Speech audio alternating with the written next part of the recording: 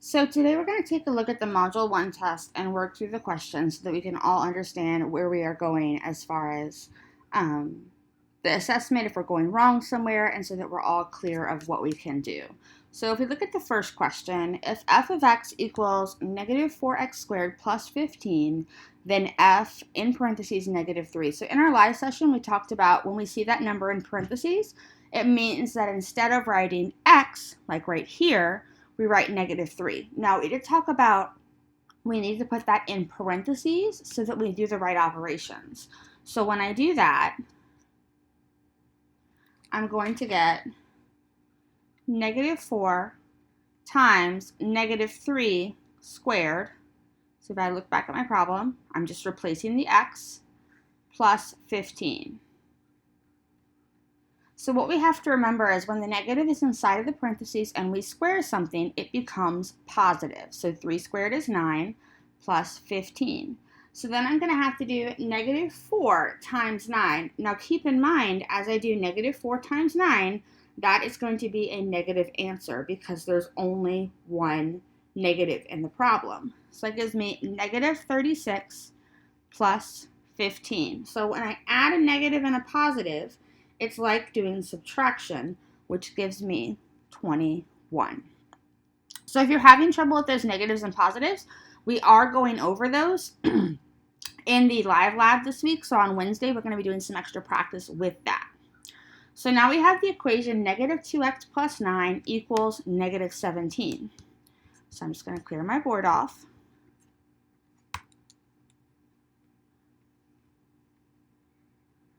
So if you remember, we had that nice chart in the PowerPoint notes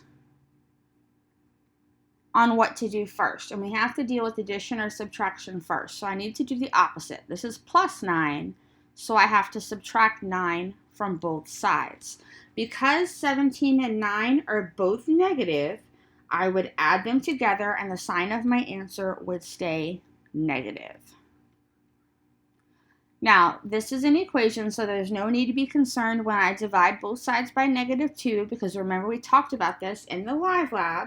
When we have a number next to a variable, that's going to be the same as multiplication. The opposite of multiplication is division. So we get x equals 13. Now, these are pretty straightforward. Which of the following is not a function? So we talked about this. The best way to tell if something is a function is to use the vertical line test. And these have grids on them, which is really handy because I can see if I follow this vertical line, it crosses twice. And the rule says if it crosses more than one time, it's not a function. So this circle is not a function. This one is fine. The lines are only going to cross one time. This one is fine. Look, each of these lines only touches at one time. So this is a function. And here, look, 1, 2, 1, 2. So this would also not be a function by using that vertical line test. Now here we solve for r. So this is similar to the question that we did earlier with the negative 2x plus 9. But I have multiple r's in my question, right? I have 3r plus 2 and then minus r. So what I'm going to have to do is I'm going to have to combine like terms. So I have 3r plus 2 minus r. And if you remember in the live lab, I did one like this. And when I combine similar terms, I like to circle them. So I have 3 r's and I take away 1. That leaves me with 2.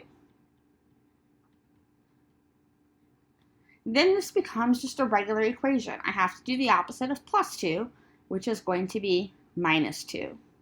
So these are going to cancel, and then I have 2r equals negative 4 minus 2, which is negative 6. I divide both sides by 2. There's only one negative in the problem, so my answer is going to be negative 3. So the key here was looking at 3 r's, take away 1 r, because when there's not a number written there, it's implied to be 1.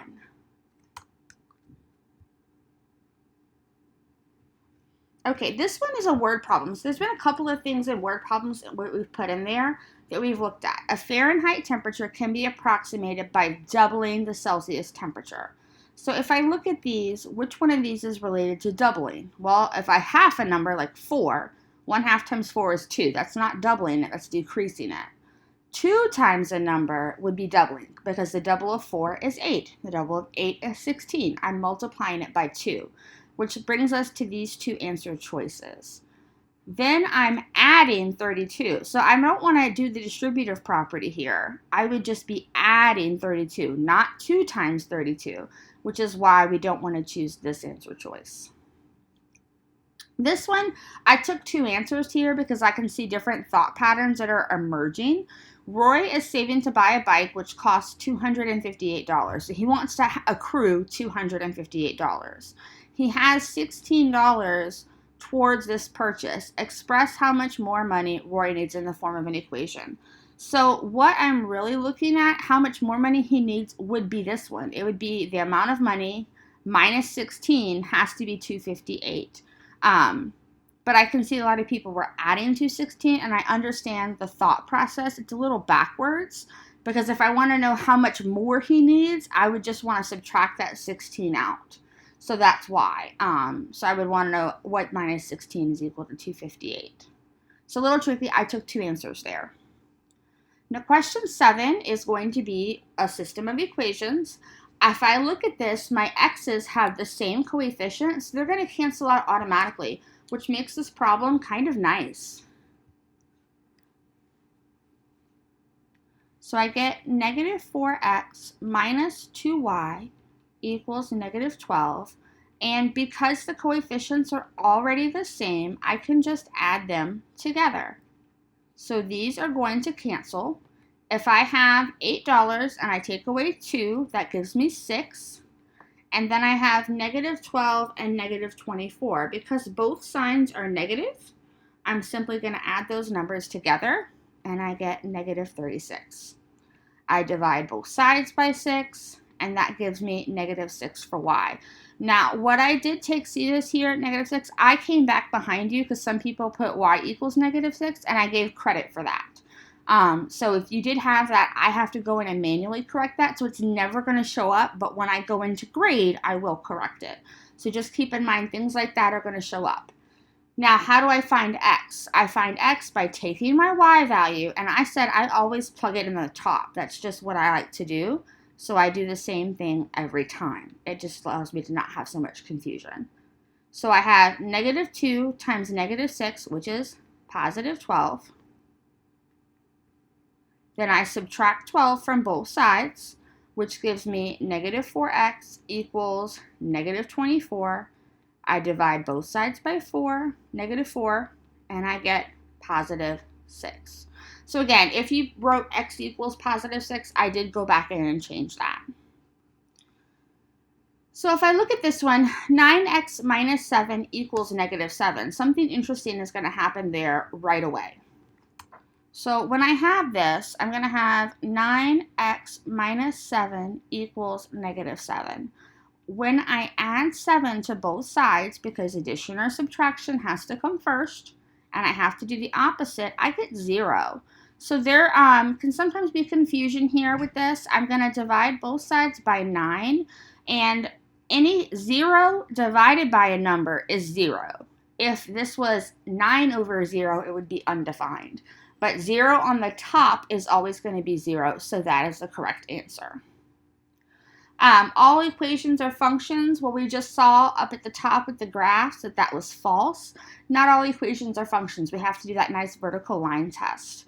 For number 10, I took a lot of different answers. If I felt like you were in some way expressing a unique y value to each x value, or you just told me the vertical line test, or you said the vertical line test has to cross only one time. I took a lot of different things here. As long as I felt like you were on the right track, I gave you the 2 points there. So keep that in mind when you review this. I was looking for something about a vertical line test or something about the unique values.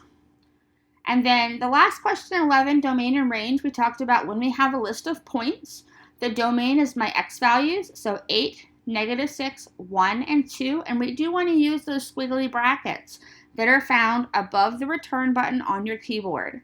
And then my range is my y values, so 0, negative 3, negative 2, negative 10. We want to list those out, and we do want to use those squiggly brackets. I did not take off if you did not use those brackets this time, But I would like for you to work on keeping that in your mind when we're doing domain and range. We do want to use those brackets because that will be important as we progress in the course. So I hope this video helps you understand the questions in the Module 1 test, and I hope it helps some light bulbs go off. Overall, you did amazing on this Module 1 test. I'm very impressed with everyone's skill and how well you've done applying the knowledge from the live sessions, the videos, and the practice labs into this module.